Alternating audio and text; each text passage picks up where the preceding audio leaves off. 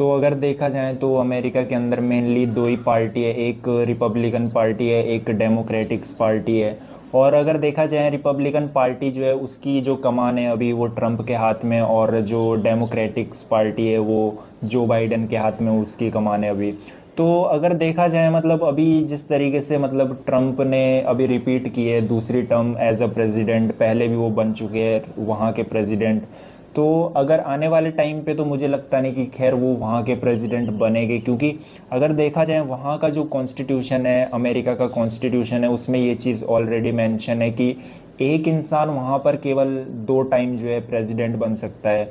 और मुझे लगता है कि अगर इसके बाद अगर एज अ रिपब्लिकन पार्टी से एज अ प्रेसिडेंट अगर कोई चुन के आता है तो मुझे उसके बाद जो बेस्ट ऑप्शन लगता है वो जेडी वेंस का लगता है। क्योंकि अगर देखा जाए तो जेडी वेंस की जो है ना वहाँ पर पॉपुलैरिटी है रेदर देन अदर लीडर अगर देखा जाए। क्योंकि वैसे तो मार्को रूबियो की भी वहाँ पर ठीक ठाक फैन फॉलोइंग है, पर अगर इन दोनों के बीच में कंपैरिजन देखा जाए तो मुझे लगता है कि जेडी वेंस जो है आगे निकल जाते हैं।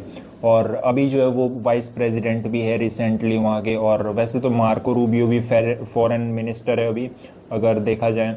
पर लेकिन मुझे जो लगता है मेरे हिसाब से जेडी वेंस, क्योंकि जेडी वेंस ने काफ़ी कुछ जो है चीज़ें अभी भी उन्हें मौका मिलता है एज अ प्रेसिडेंट के टर्म, मतलब एज अ प्रेसिडेंट जब ट्रम्प सत्ता संभाल रहे हैं तो ट्रम्प कुछ काम जो है उनको दे देते हैं और कुछ डिसीजन जो है वो भी लेते हैं। तो मुझे लगता है कि JD Vance is a best option. और ये देखना भी दिलचस्प होगा कि अगर दूसरी टर्म जो है अगर दूसरी term Republican party as a सत्ता में आती है वहाँ पर, तो देखना दिलचस्प होगा कि किस तरीके से जो है इंडिया और यूएसए के रिलेशन मेंटेन होते हैं।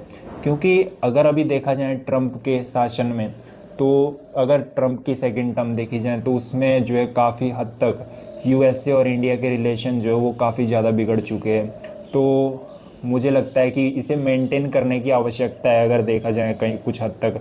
और वो भी देखना दिलचस्प होगा अगर रिपब्लिकन पार्टी के अलावा वहाँ पर जो है डेमोक्रेटिक्स पार्टी सत्ता में आती है तो किस तरीके से मेंटेन होते हैं मतलब यूएसए और इंडिया के रिलेशन। क्योंकि ये काफ़ी ज़्यादा मतलब इम्पोर्टेंट है कि ये दोनों कंट्री के रिलेशन को मेंटेन करना। क्योंकि ये अगर देखा जाए इतनी सारी जो है इंपोर्ट एक्सपोर्ट होती है चीज़ें, तो काफ़ी ज़्यादा वो डिफरेंस क्रिएट करती है यहाँ पर भी चीज़ें।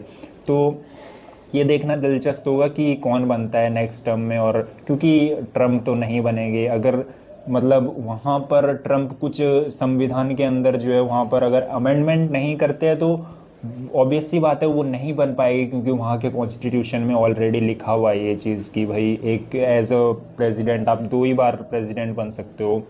और तो चलिए देखते हैं फिर आगे क्या होता है, इससे रिलेटेड क्या कुछ खबर आती है, मतलब आगे फ्यूचर में ही पता चलेगा कि भाई क्या होता है, कौन सी पार्टी जो है सत्ता में आती है, क्या होता है क्या नहीं होता है।